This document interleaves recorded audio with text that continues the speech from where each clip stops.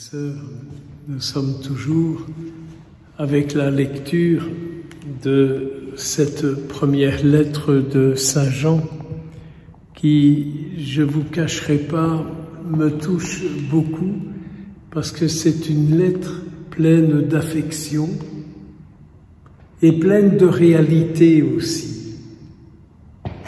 Saint Jean rappelle ce qui nous est demandé. Et ce qui nous est demandé, c'est de nous aimer les uns les autres. Et vous le savez comme moi, c'est très difficile. C'est très difficile d'aimer l'autre. C'est très difficile de nous aimer les uns les autres. Si on admet qu'aimer, c'est permettre à l'autre de vivre et d'être fécond. Et vous le savez comme moi, on a beaucoup plus facile à se critiquer les uns les autres qu'à s'aimer. En tout cas, moi, j'ai beaucoup plus facile à critiquer, à dire toutes sortes, qu'à dire des paroles d'amour sur tous ceux, toutes celles que je rencontre. Mais je suis très content de faire ça, parce que je suis le seul. Les autres, ce sont tous des saints. D'ailleurs, on le voit, il y a si peu de monde aux confessions, cela montre bien que tout le monde est saint. Et que chaque fois qu'on entend notre Seigneur nous dire ou nous rappeler cette importance de nous aimer les uns les autres, on n'a pas de difficulté. On n'a pas de difficulté. Mais vous savez bien que ce n'est pas vrai. Et au fond, qu'est-ce que nous emmagasinons en nous? Et en entendant ce passage de cette lettre de Saint Jean, je me disais, mais j'ai en moi un stock immense de paroles que j'ai dites sur des gens, des pensées tordues que j'ai eues sur des personnes. J'ai tout un stock en moi duquel je ne parviens pas à me débarrasser. Je ne parviens pas à me débarrasser de toutes mes pensées tordues sur les autres, quoi. Un peu comme si c'était la base de ma vie, quoi. La base de ma vie, critiquer, juger, condamner, avoir toutes sortes d'avis comme ça. Et j'aimerais bien, et je cherche comment faire pour dire à Jésus, tu ne peux pas venir faire le ménage là-dedans, tu ne peux pas venir nettoyer tout ça.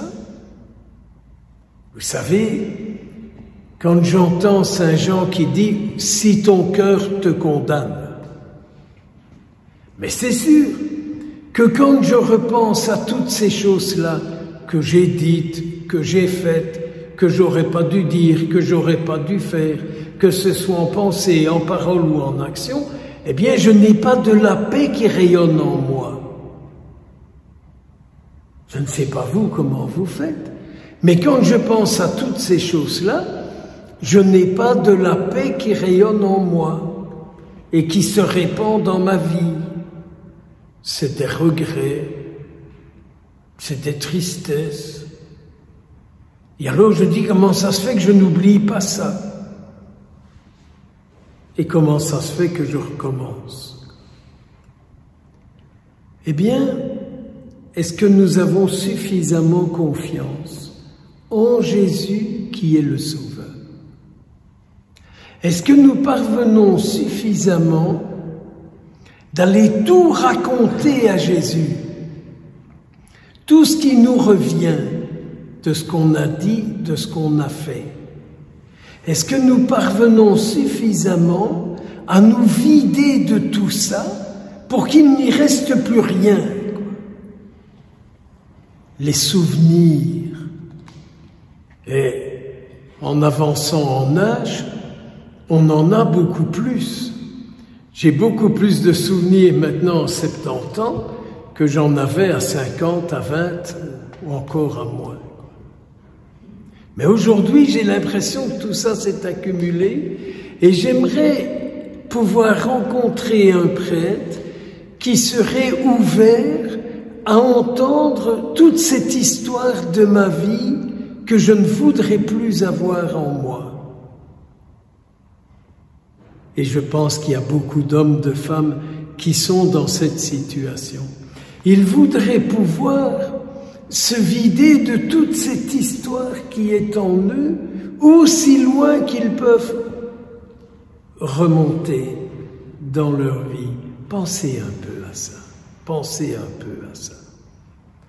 Alors il y a cette parole très forte dans cette lettre de Saint Jean. Nous devons donner notre vie pour nos frères. Et c'est vrai. Et c'est vrai. Et c'est vrai. Moi, j'aime quand je rencontre quelqu'un qui me donne sa vie pour que j'ai une vie en plus pour vivre.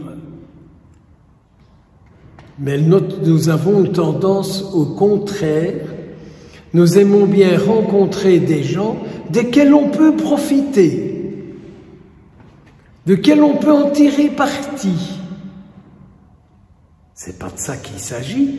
Il s'agit de savoir dire « je t'offre ma vie », c'est-à-dire « je t'offre toute ma fécondité pour qu'elle soit supplémentaire à la tienne ». Si vous préférez encore, les grâces que j'ai, les grâces que je reçois, je te les offre pour que ta vie aussi se remplisse de grâce. Ah, la vie spirituelle, c'est quand même bien autre chose que de la bigoterie. C'est quand même bien autre chose que des moulins à prière. La vie spirituelle, c'est une vie avec le Christ. C'est une vie avec tous ceux qui s'attachent au Christ et qui essaient d'être le Christ pour l'autre. Essayez un peu d'être Jésus pour celles et ceux que vous allez rencontrer aujourd'hui. Essayez de vous mettre un peu dans la peau du Christ et de dire à Jésus, « Je veux être toi pour elle, je veux être toi pour lui. » Alors c'est tout autre chose que des remarques, c'est tout autre chose que des condamnations, c'est tout autre chose que des jugements. Au contraire, ce sont des paroles d'amour, ce sont des paroles de paix, ce sont des paroles qui permettent à l'autre de découvrir qu'il est un homme, une femme, plein de fécondité et de bonnes choses pour les autres. Méditez ces passages de Saint Jean, méditez cette lettre et vous découvrirez ce que c'est que d'avoir reposé sur le cœur de Jésus, comme Saint Jean l'a fait le fameux Jeudi Saint. Il a mis son oreille sur le cœur de Jésus, et ce qu'il entend de Jésus, il le dit à ceux qu'il rencontre. Apprenons à notre tour à ce que nous écoutons, entendons de Jésus, d'être capables de le dire, de le vivre, de le proclamer. Que toutes ces grâces-là, à vous, à moi, nous soient accordées au cours de la célébration de cette Eucharistie. Au nom du Père, et du Fils, et du Saint-Esprit,